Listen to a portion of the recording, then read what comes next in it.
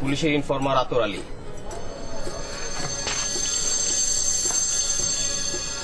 আতর আলী?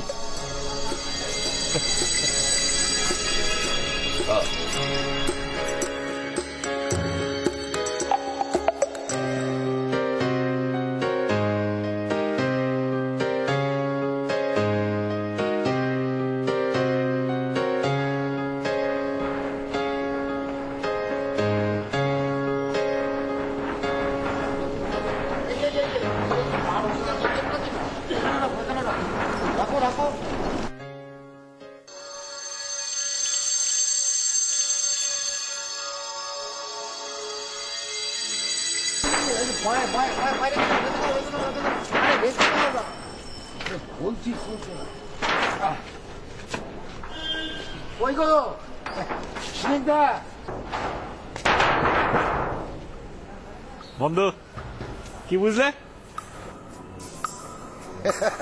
হালকা হালকা, মানে পুরোটা খুলে না বললে তো ঠিক বোঝা যাচ্ছে না। বন্ধু শোনো, এই যে জয়েন্ট ভেঞ্চার বোঝো না? দুই বন্ধু মিলে একটা জয়েন্ট ভেঞ্চার ব্যবসা শুরু করলাম আর কি।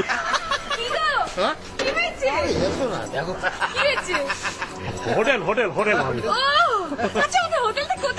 হোটেল আপাতত হয়েছে কি সাইনবোর্ড চোখের সামনে, চোখের মাথা খেয়েছো নাকি? ভালো করে পড়ো না। হোটেল সাতওয়ান ইন্টারন্যাশনাল। সাত তো বুঝলাম, ঘটনা হয়েছে কি, সাত মানে হচ্ছে যে 7 সাত, আর হচ্ছে গোয়ান হচ্ছে যে কলকাতাতে না ইন্ডিয়াতে যে গোয়া আছে না, ওখান থেকে নিয়ে এসেছে না ডায়মন্ড হারবার, সল্ট লেক, নানান জায়গা যেখান থেকে আমরা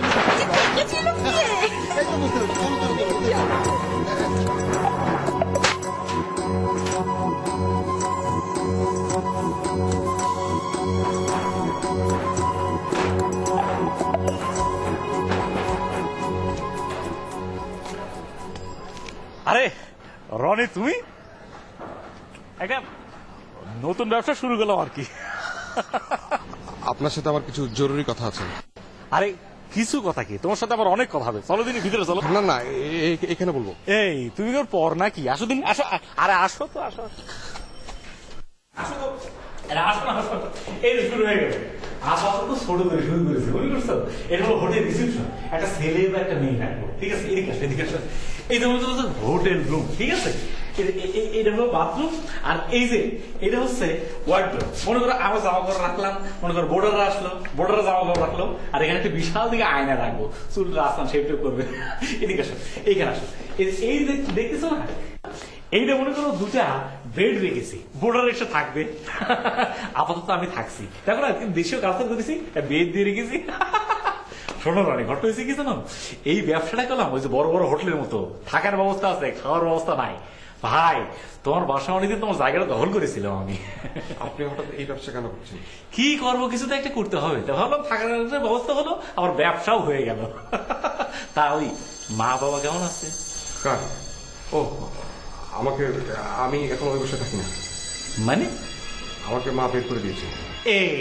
এই তুমি তো একটা বাচ্চা ছেলে, তার এটা প্রমাণ। আরে মা বাবা বকছাকে করবে না তোমার? হ্যাঁ করবে না? আমি আপনার সাথে কথা বলতে আসিনি। তাহলে আমি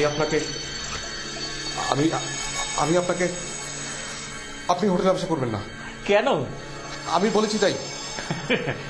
দেখো রনি, এই ঢাকা শহরে অনেক লোক আসে, আবার অনেক লোক ফিরে যায়, কিছু কিছু লোক থেকে যায় যারা তোমার মতো বন্ধু পায়।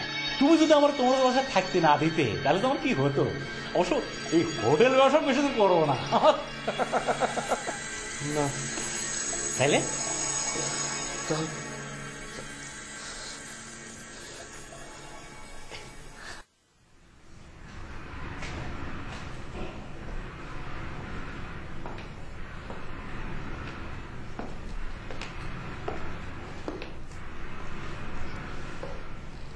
কেমন আছেন আপনি? সেদিন চলে যাবার পর একটা ফোনও তো আপনি করলেন না। তুমিও তো আমাকে আবার আসতে হলো। বলেছিলাম না তুমি নিজের টানেই আসো, আধার হলে আমি তোমার। প্লিজ সম্পর্কটা মুখে আনবেন না। কেন? সম্পর্কটা তো মিথ্যে নয়।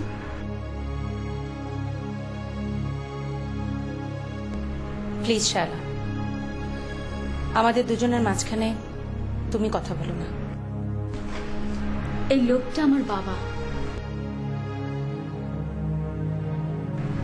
এই বাড়িটা আমার, তারপরও আপনি আমাকে কথা বলতে নিষেধ করছেন।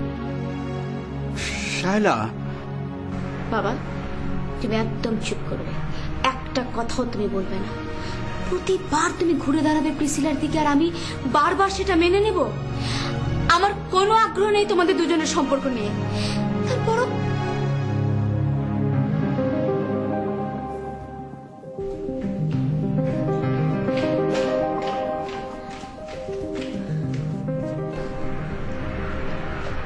মেয়েটা মায়ের মতো বদমেজাজি হয়েছে।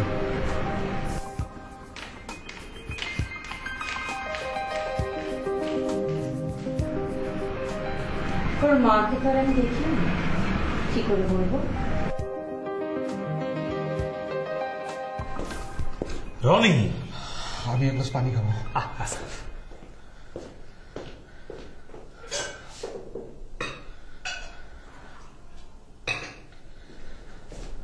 এই রনি,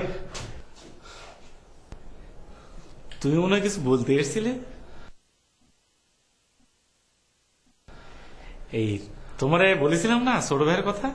আমি এসব কথা শুনতে চাই না। একদম তোমার মতো। আপনি আমাকে ইমোশনাল করার চেষ্টা করছেন কেন? আমি আরেকদিন আসবো। রনি, বলে গেলে না হোটেলটা থাকবে কি থাকবে না? আমি বলেছি নাকি?